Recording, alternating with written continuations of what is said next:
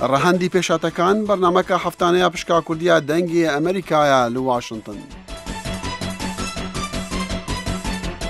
معتبر شێروانی vê bernamê rastewxwe bi rê ve dibe û guhdar û bîner jî dikarin beşdar bin. جوانترین سڵاو ئاراستەی ئێوە جوگرانی بەڕێزی بەرنامەی هەفتانەی ڕەهەندی پێشاتەکان بێت. ئایندەی سیاسی سەرۆکی سووریا بەشار ئەسەد بۆتە خاڵی سەرەکی ناکۆکی لە گفتوگۆکانی ژنێڤ کە ئەمڕۆ چوارشەممە 22 مانگ لە شاری مۆنترۆی سوئیسرا دەست پێکرا بە بەشداری 45 شاند لەوانە 39 شاندی وڵاتان و شاندێکی ڕژێمی سووریا و شاندێکی ئۆپۆزیسیۆن لەگەڵ شاندەکانی یەکێتی ئوروپا و ڕێکخراوی کۆنگرەی ئیسلامی و هەروەها کۆمکاری عەرەب. بانکی مۆن سکرتێری گشتی نەتەوە یەکگرتووەکان لە دەستپێکردنی کۆنگرەکە وتارەکی پێشکەش کرد و هەروەها تێیدا گوتی ئەم کۆنگرەیە هەلێک دەرەخسێنێت بۆ گەیشتن بە چارەسەرێکی سیاسی بە مەبەستی ڕزگارکردنی سووریا لەو قەیرانەی تێکەوتووە. پاشان داوای لە هەموو لایەنەکان کرد هەرچی لە توانایاندایە لە پێناو گەیشتن بە چارەسەرێکی ئاشتیانە بیکەن. وەزیری دەرەوەی ئەمریکا جان کێری ڕخنەیشی توندی لە حکوومەتی سووریا گرت و گوتی 3 ساڵ لەمەوبەر خۆپێشاندانی ئاشتی خوازانە لە سووریا دەستی پێکرد، بەڵام ڕژێمی ئەسەد بە ئاگر و ئاسن وڵامی دانەوە بۆیە ناکرێت بە هیچ شێوەیەک بەشار ئەسەد ببێت بە بەشێک لە حکوومەتی قۆناغی گواستنەوەی سووریا. لە لای خۆیەوە وەزیری دەرەوەی سووریا وەلید المعەلم لە وەڵامدانەوە بە جان کێری کوتی تەنها سووریەکان مافیەوانەیە سەرۆشی خۆیان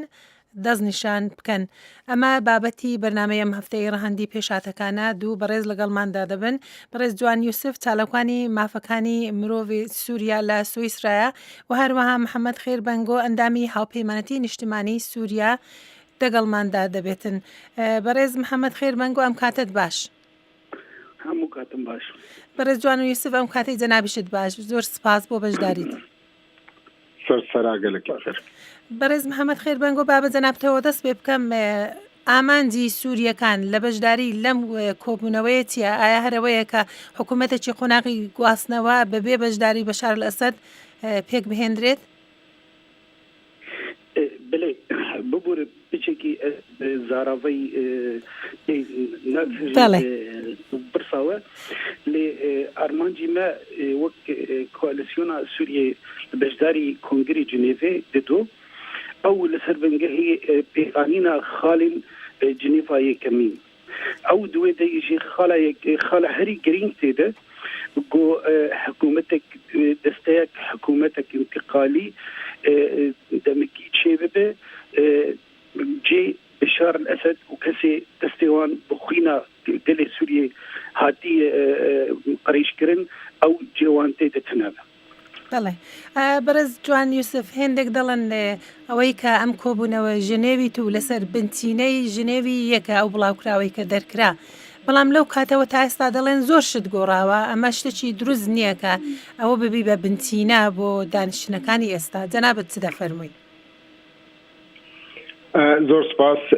براستی ئەv کۆنگراگ و ئەv کۆمجڤیناگ و جنێڤ چێ دەبێت هەولو گۆ ملەتێ سووری حتانها بچاوێکی نەڕازی لێ دمەیزێنێ یانجیش بچاوێکی بێگۆمانی لێ دمەیزێنێ جبر گو حتی ایرو وک ایرو جمدید گو شاندا رژیمه معلم دا خویا کرن گو او هاتی نجبوی خاطر چاره سر کرنا پرس گریکا سوری و نجبوی خاطر بشار الاسد هره و وکا کک بنگو گوت حکومتک انتقالی چیپی لی بخوجی تی خویا کرن گو پشتی 3 سالا و دنرینه که مافی مروان دا ایرو رژیم بشار الاسد دکوی وارکی دا یعنی خالک دجی او رژیمک گنهکاره رژیمک گنهکاره گرک ایرو الپیشیا محکمه لهایبا پشتی نخاسم گو پشتی 11000 صورت دان خویا کرن بما چاوا سیویلا دکوجه دهندروی زندانا دا و بما چاوا کور وزارو و پیرک هاد نکشتن تبلا ولوجید مینه گو اف گریسا سوریا اف ازما سوریا بو ازمکا ناولاطي بو ازمكا هريمي لو ما جي ايروب اوبوزيسيونيا سوريا حاضر دبي بشاندي خوي بسروكتيا جربا المنترو جبوي خاطري كاربي في چارەسەرێکی ببینن ژێ ئەزما سووری رەگۆ چێت بێ ژێ پرسگرێکا سووری رەگۆ ئیزۆئی ئەفسێ ساڵێ وێ ناچێ بوو و بە هەزارێک کەسا هاتە کوشتن و بە هەزارێک کەسا پەنابەر بووە و بە هەزارێک کەسا بێ وڵاتمایە. بەڵێ بەڕێز محەممەد خێربانگۆ بەڕای جەنابەت مکانیزم چینە بۆ ئەو حکوومەتی ئینتقالی کە جەنابەت باسی دەکەی؟ یعنی ئەگەر یا ڕێگەی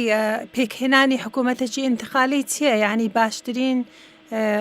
ڕێوشێن بۆ پێکهێنانی حکوومەتی ئینتقالی چییە؟ ینی دەبی لەسەر چ ڕێک بکەون لەو کۆنفرانسەی تا حکوومەتێکی ئینتقالی پێک بهێنرێ؟ بله او حكومتك انتقالي شيء ده بهمو بزمان عربي بيجن بكامل الصلاحيات انه حرب شديد دستوي ده بدا صلاتي تواو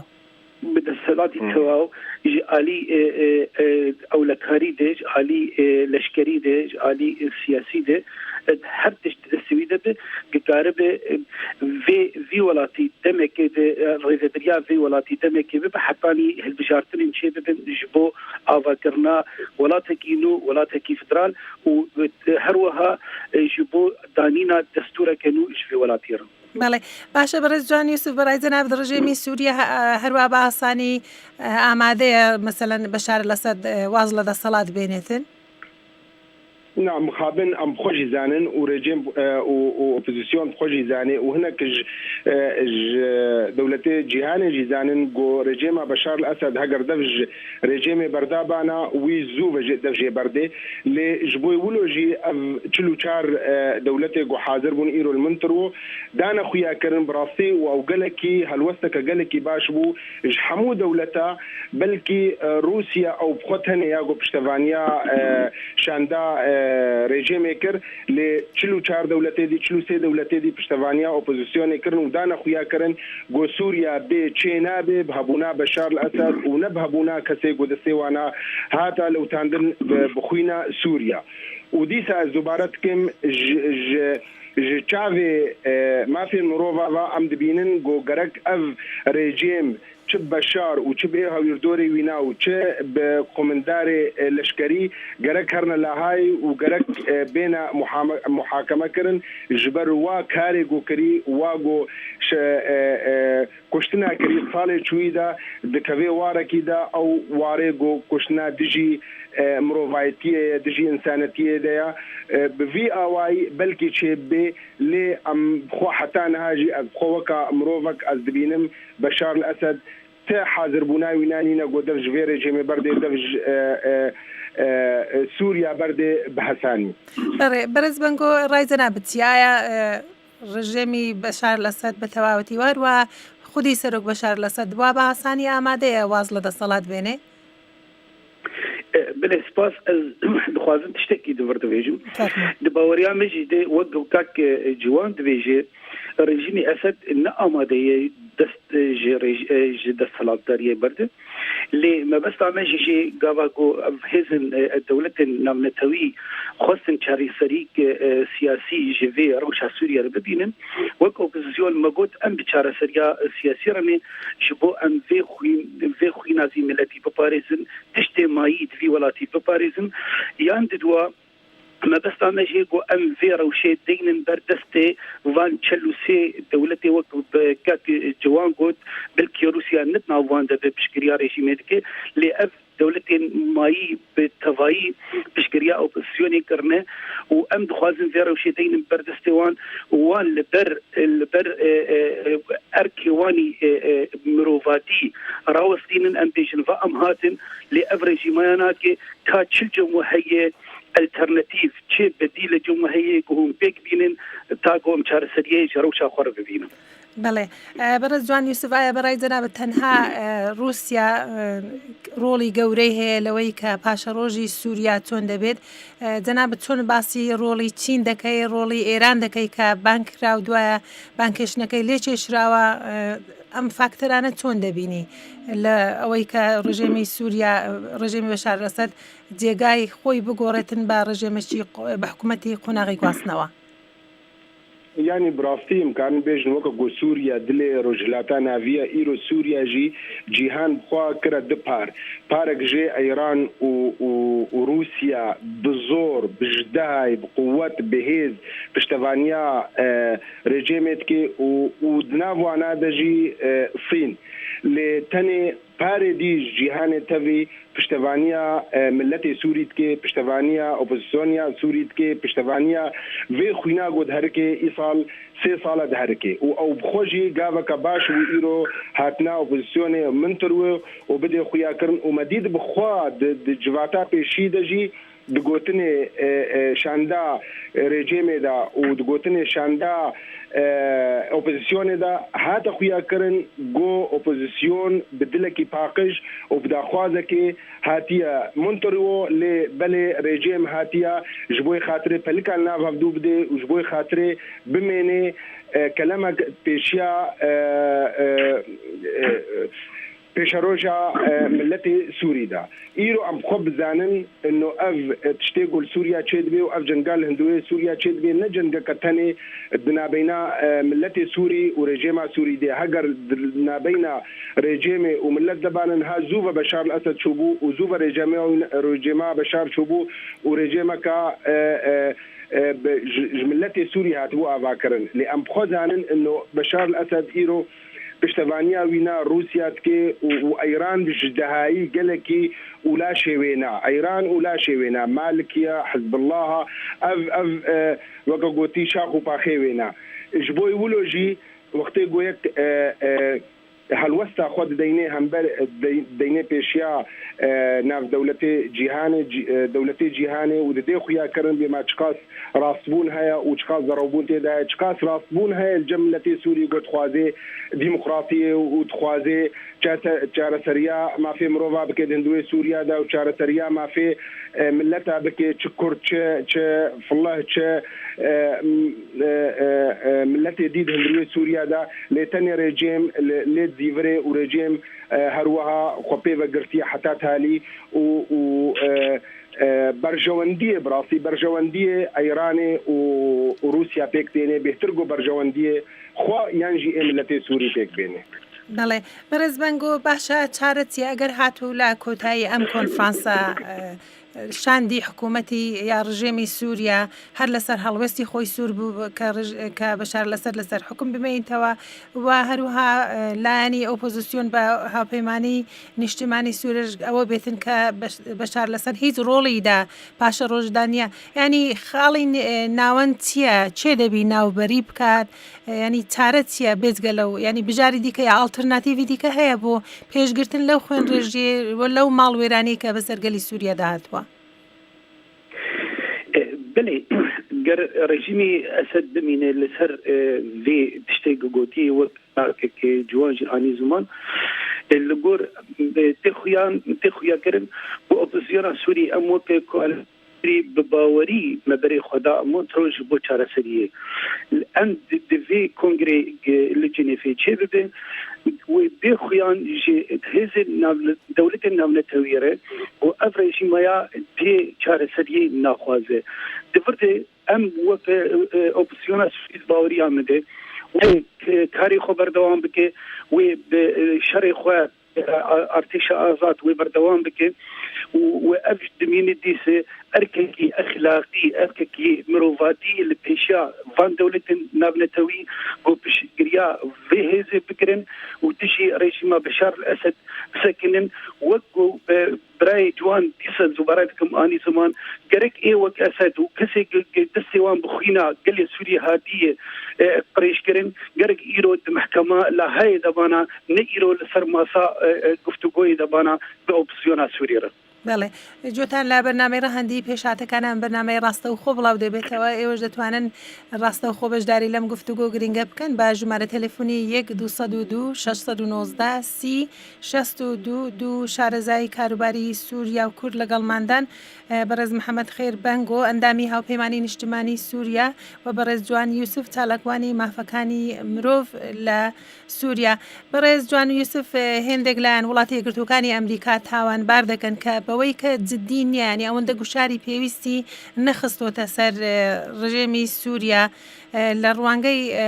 وەکو دەڵەن تاوانەکانی جەنجیەوە ئەمریکا کارتی فشاری هەموو بەکار نەهێناون و هەروەها وڵاتی یەکگرتووەکانی ئەمریکا لە مێژە کوتوێتی کە بەشار الئەسەد شەرعیەتی لەدەست داوە بەڵام دەیتوانێت جددیتر بێتن بۆ ڕژێمی بەشار الئەسەد لەسەر کار لابچین. جەنابەت چۆن لێک دەدەنەوە؟ يعني براستي ام خود ترجي دبينن انه ولاتي قرتوكوا يا امريكا دقلك قناغ على درباسبو بدسبيك دقلك بشتفانيا ملتي سوري كر وقلك جير بشتفاني داخو يا كرن لتني برينها مقو اف شرد اندوي سوريا دا اف شورشا سوري وقو سوريا دلي روجلاتا نافيا اف شرجي بو قناغك نو پشتی گو درێژ کرد و پشتی ئەف خوین بە سووریا دەچێبوو ئیرۆ پشتەوانی ئەمریکا بەلکی تێدەبێژن یعنی بەلکی داخوازا وێنادا هەیە دلێ وێنادا هەیە کاربێ پشتەوانیە بکێ برنگێکی بهتر ڕاستتر و سروشتر لێ ئیرۆ رووسیاژی دەرکەتە سەر وێ جیهانی پشتی گۆژەف دەکات ئیرۆ رووسیاژی کۆنتاغەکە پر مەزن و پر قوت هەمبەری ئەمریکا سەکنێ لەوما ئیرۆ ئەم لێت مەیزێنن بێماچاوە هەریەکی ژێ بەرجەوەندی وێ ناهەنە هەندروێ سووریادا و هەریەکیژی نکارێ وا خەتێ سۆر دەرباز بکێ ئیرۆختی ئەم بخوازێژ ئەمریکا نەگو یعنی بێژم ئەنو ئەمریکا کێمایی نەکردنە ئەمریکا گەلێکی کێمایی کرد و دەولەتی ئۆروپیژی گەلێکی کێمایی کرد پشتەوانیا ملەتی سووری لێ تەنێژی دوێ ئەمزانە بن ئەنو ئەمریکا و رووسیاژی ئیرۆ دخوازن جارێکە دی ژیانێ ڤەگەرێنن جانێ ئومم متحیدێرە يعني پشتی صالح گوچوی گو امم المتحده پچکی پراپاش ببو و ترو لاوینا نما ایرو تخوادن جاره کدی وگرینن جبوی خاطره امم المتحده وگری وی هلوستا خو و وگری وی هیزا خو لو ماجی بري تبع كتا مونترو وبري تبع كتا بن سيوانا المتحده وبان كيمون ام برنجكي لميزين برنجكي راس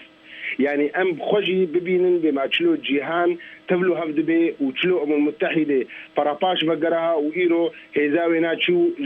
هيزاوي تشي بوش بوي خاطري وغري از دبيجن غرك ام في هالوسته پشتواني بكن وفي هالوسته دعم بكن حتى تالي جبوي خاطري المتحده جمره لازم جبوي روجي بي وكغو امريكا را وروسيا ودولتين الجهاني سفير لازم باشا هر برز بنگو هل لا جناب دمينينو هر شتي کا بريارچ بدري لنا تويگرتو كان بخود زاني روسيا و چين ما في فيتوين هي تن هولي دي كجرا بفيتوي اوان سري نگرد صدق دبي تبكرتن كروسيا راضي بكرتن ك او رژیمە شەرعیەتی لەدەستداوە و دەبێت ڕژێمێکی یا حکوومەتێکی خۆناغی گواستنەوە بۆ سووریا پێک بهێنرێت. باوریامه د پشتیزو کنگری گرک لگاوا روسیا لوانکسا گوداری دکه لرژیم گوداری دکه لشاندا اسد گوداری دکه و لشاندا اپوزیسیون گوداری دکه و ام براس سورنایی هاتن چارەسەریەک سیاسی دخوازن و او جی هاتن د بالاوان د جبری گوبین حتانی هاتن او تشتێک دەدەم خیانەیەکردن دەبێژن ئەم دەفشی دەسەڵاتداریە بەرنادن دەفرتە ئەم رووسیاژی گەرەک بگهێژێ قۆناغێکی گۆناس بکێ ئینو عایلگیل کیشان عالی کی شاشێ و کی نەشاشێ دەباوەریامە دەگەر رووسیا گەرەک ژێ مافی خۆنی ویتۆ جارا بێ پاشەڕۆژێ دەگەرەک وێ ڤەگەڕێ وێ نیکار بێ ویتۆ دیسه هەمبەری ملەتی سووریێ و ئۆپۆزیسیۆنا سووری دێ و مافیا سووری دێ وێ بکار بینێ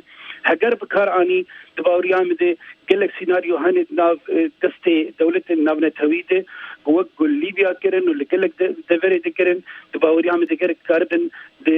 rewşa Sûriyê jî vî tiştî bikar bînin û nema bimînin dibin kontrola vîta Rûsya û Sîn de. بەڵێ بەڕێز جوان یوسف هێندێک کەس وڵاتی یەکگرتووەکان هێندێک لایەن وڵاتی یەکگرتووەکانی ئەمریکا تاوانبار دەکەن کە لەبەر بەرژەوەندی ئیسرائیلیش بێتن پێیان خۆشە ڕژێمی بەشار لەسەد هەر نەبێت بۆ ئێستا هەر بەو لاوازیەش هەیە بمێنیتەوە بۆ چوونی جەناب لەو بارەوە چییە؟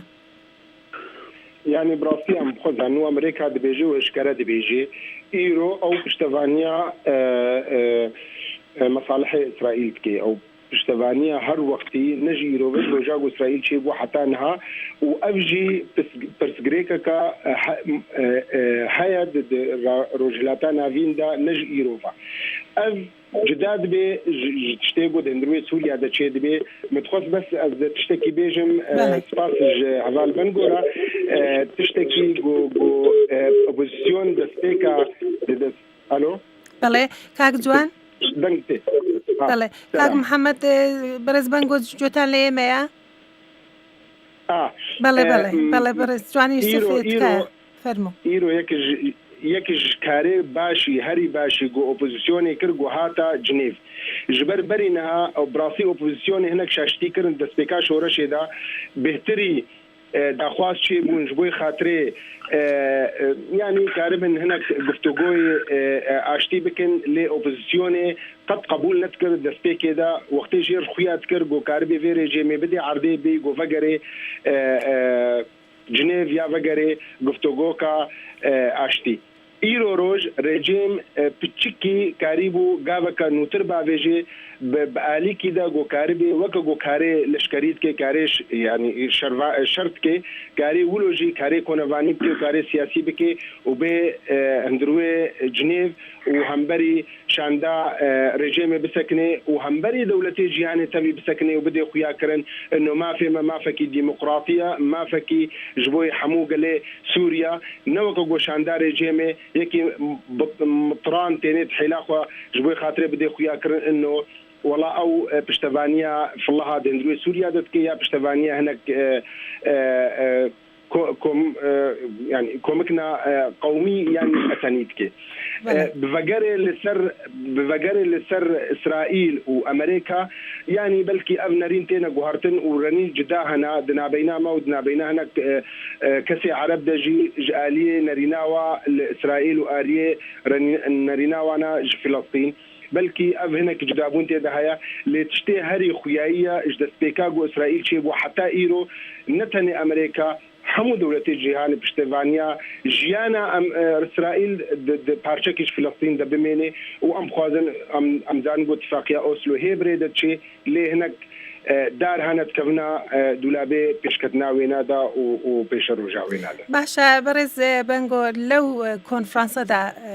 چون باسی داخوازی کانی گلی کورد لسوریا دکرتن لسر بنتینه جنوی یک بیتن باسی او دکات که سوریا دبی یکیتی خاکی بپارسترد یعنی هندک شدالتن پیتوانی هندک لداخوازی کانی کورد کانن که استا بپی راپورتان برابراتی کاتی خوان راگاندوا لو باره وچه دا فرموی باش جبو ما في قلي كرد جنيفا دواده وك برچك اوبوزيسيون سوري ام درباسي جنيفا يبونه وك برچك كواليسيون ام هاتني جنيفا وتشتك دناف ما بلغاك دوكيومنتك دناف ما وكواليسيون سوريا ده هي ام ذكري جهردو آلياده او لسروي دوكيومنتي او دوكيومنتايا قرد هندري جنيفي ده اوجي بيجراندن وك الرنجي چاره سكرنا ما في قلي كرد لجنيفي وبراستي افتشتكي قلكي جرينجي جمره وك ملتي كرد بود بحزربونا بآمدبونا چل وچار دولة النابلتوي ده كونغركي وهاده جو اف دوكيومنتا ما بتثبيت كرن ده كونغركي وهاده بله برای جوان یوسف جناب چه فرمی سبارت به بجداری کردکان دیاره همو لعنتی دا بجدار نینا ل کنگره ژنوی دو يعني برافتي كاك عبيد جيغوت واجد بجملة تاني دوي ام زانبن اف كونجر نبي البلوكا كتانيا ويقلك بالبلوكا بن يك جيا بيشي دوي بري حمود اشتي بجهن جبوي خاطري دستهلاتكي بتفاعي بين رجيمي ومعارضة ذا تشيبي وبوزيسيوني ذا تشيبي ويد قافي ديدا بي خويا كرن وقتيقو نفيسارة فرح يعني وكقولتي رؤوس أقلام تيدا تشيبي بي جبوي خاطري ما في ملتي هندروية سوري دا كرد وشا آشور وشا فالله ومسلمان اساسيه وتيدا شي بجبر واف نبس حكومتك انتقالي شي وهرنا مالي خوا اف حكومتها انتقالي قافا كبشتي وينها جو دستور كانوا شي بي وقافا كبشتي وينها جو اف دستور بجه كرن وبيج ملترا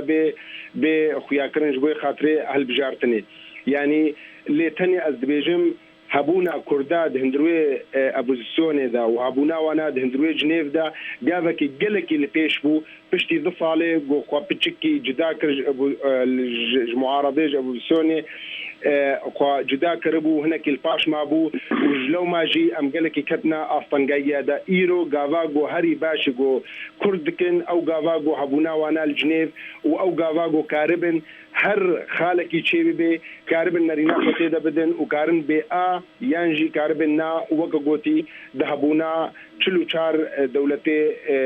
جيهاني حاضر بونا بله برز بانگو دیار هریکی دقیق تان هیت که دقیقی کرد او حکومتی انتقالی اگر هاتو بابلین دروز بو لناو سوریا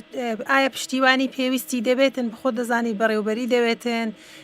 کارمندی دبیتن وزیری دبیت یعنی امشتانا تاول کی دکین آیا بمانگان بسالان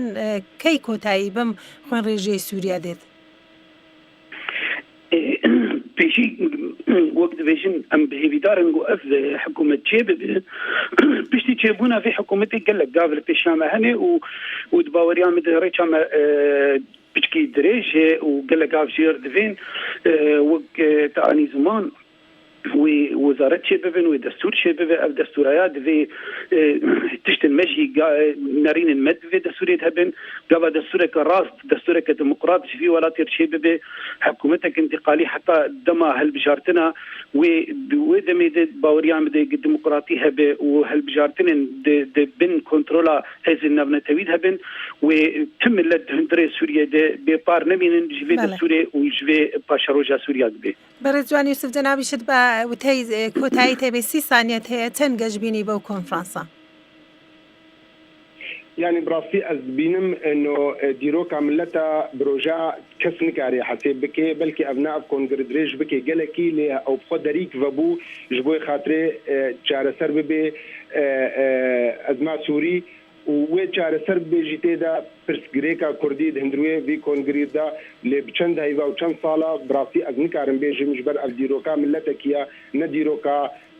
دکسایگو کاربن دروجا دا چاره سر بکن. بله زور سپاسان دکم بام جوره گشتین کوتاهی برنامه یم هفته راهندی پیشاتکان میوانه کانم برز جوان یوسف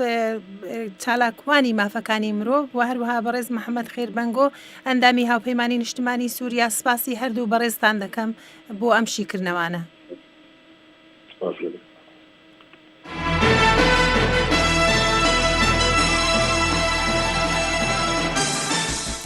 ڕەهەندی پێشاتەکان بەرنامەکە هەفتانەیە پشکا کوردیە دەنگی ئەمریکایە لە واشنگتن.